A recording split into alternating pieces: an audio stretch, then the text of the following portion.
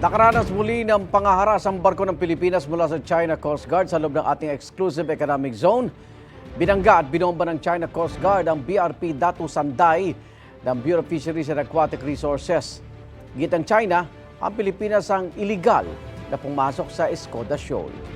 Pinabulaanan niya ng National Task Force for the West Philippine Sea at sinabing unprofessional at agresibo ang mga ginawa ng China. Live mula sa West Philippine Sea, may unang balita si Ian Cruz.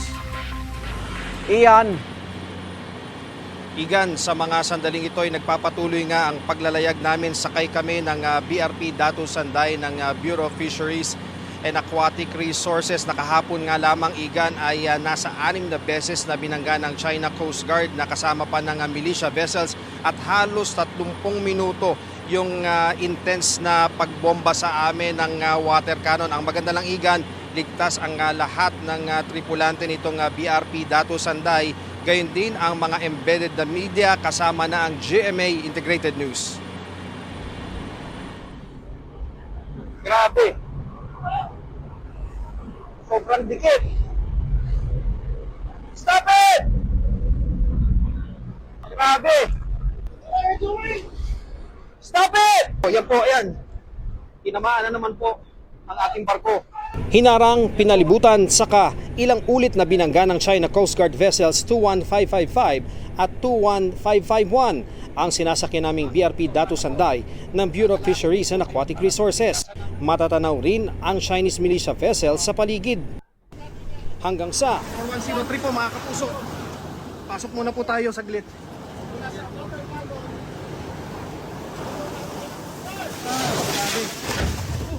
Ang sumunod naman na bumangga ang China Coast Guard 21555, 2:26 ng hapon. Tuluyan na itong binomba ng tubig ng isa pang CCG vessel ang ating barko. Nangyari yan nasa 7 nautical miles malapit sa Escoda Shoal kung nasaan ang BRP Teresa Magbanwa ng Philippine Coast Guard.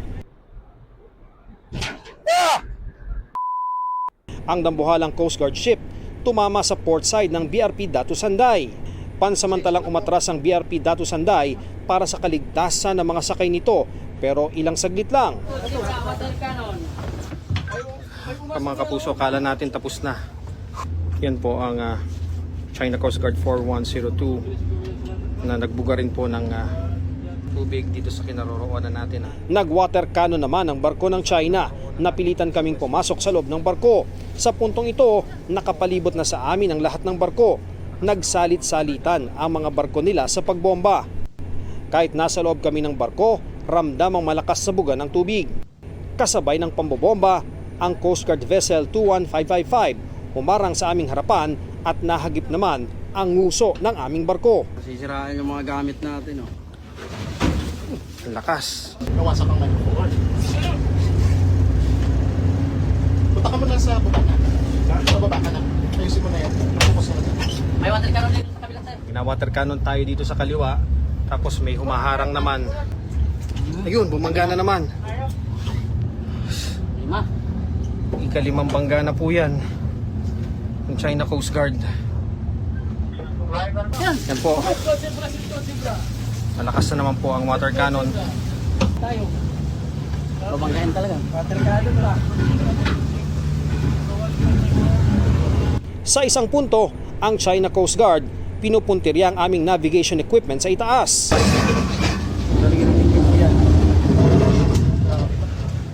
Pinauulanan talaga tayo ng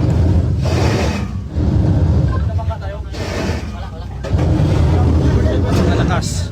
Sa bubong na tayo tinitira. Binangga ba tayo? Sinisira yung ano, sir? Sinisira nila Mga equipment. yung navigational equipment natin. Yan po, mga kapuso. Hindi po natin alam kung hanggang anong oras po tayo makaka-live. Kung mawalan po kami ng navigational equipment. Lahat ng CCG, naka-water cannon na. Halos lahat po ng CCG or yung China Coast Guard vessel Ay, CCG. ay naka-water cannon na po. Baka mabasag. Mga kapuso, narito tayo dun sa pinakaloob ng bridge. Dito tayo pansamantalang nagkubli dahil nga halos lahat na po ng mga China Coast Guard vessel ay naka water cannon. At yung iba naman ay talagang dumidikit ng todo sa atin at nabangga na naman muli tayo. Sa bilang ko ay hindi bababa sa 5. Maaari po kapag nawala po yung aming live na ito, maaaring nawala na po yung navigational aids po namin dito. Sinabi ng China Coast Guard, nagsasagawa sila ng anti control measures matapos na illegal daw na pasukin ng barko ng Pilipinas ang Escoda Shoal na tinatawag ng China na Xianbin Reef. Sinabi rin ng China na may sinagip daw silang Pilipino na nahulog sa dagat. Sabay babala sa Pilipinas na itigil ang anti infringement natin. Pero pinabulaanan nito ng BFAR.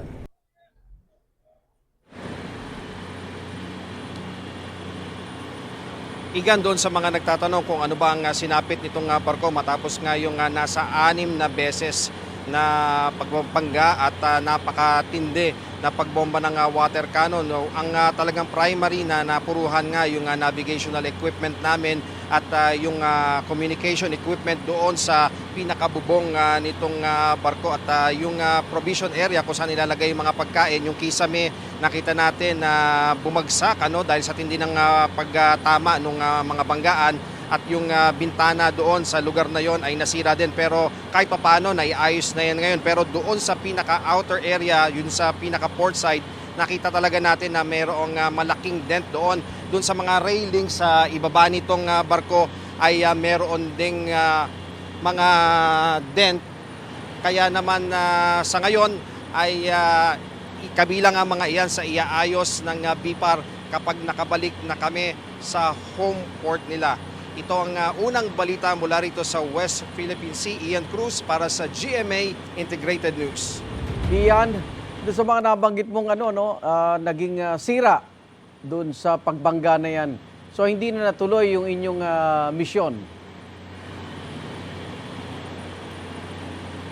Yes, Igan, hindi na talaga natuloy yung mission namin na sana lalapit kami doon sa Escoda Shoal o doon sa Sabina Shoal na sayang, Igan, 7 nautical miles na lamang yung distansya namin pero nangyari talaga, Igan, mula 10:30 ng umaga hanggang alas 2 ng hapon talagang patintero na ang ginagawa namin. Una, 3 barko lamang yung sumasalubong sa amin hanggang sa naging 8 na sila, kasama na nga yung Navy nila at yung kanilang mga Chinese militia vessel. Pero ganun pa man, syempre, kailangan tanggapin natin na talagang masyado silang marami at kahit anong diskarte ang gawin ay ang ginawa na nila ay pambobomba at pambabangga. Talagang compromise naman yung safety nitong barko, kaya talagang nag-retreat muna tayo. Ang intensyon sana, Igan, itong BFAR ay bigyan nila ng ayuda yung mga mangingisda na naroroon sa Escoda Shoal dahil bago nangyari ito, nakapagbigay pa kami ng krudo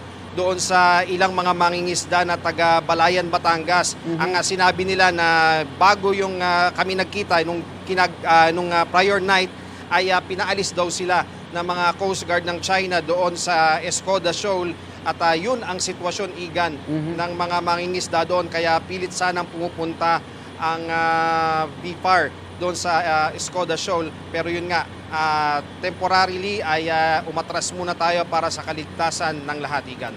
All accounted ba yung mga sakay ng BRP Datu Sanday? Kasi sabi ng China, may isa raw Pinoy na nahulog sa dagat at sinagip nila.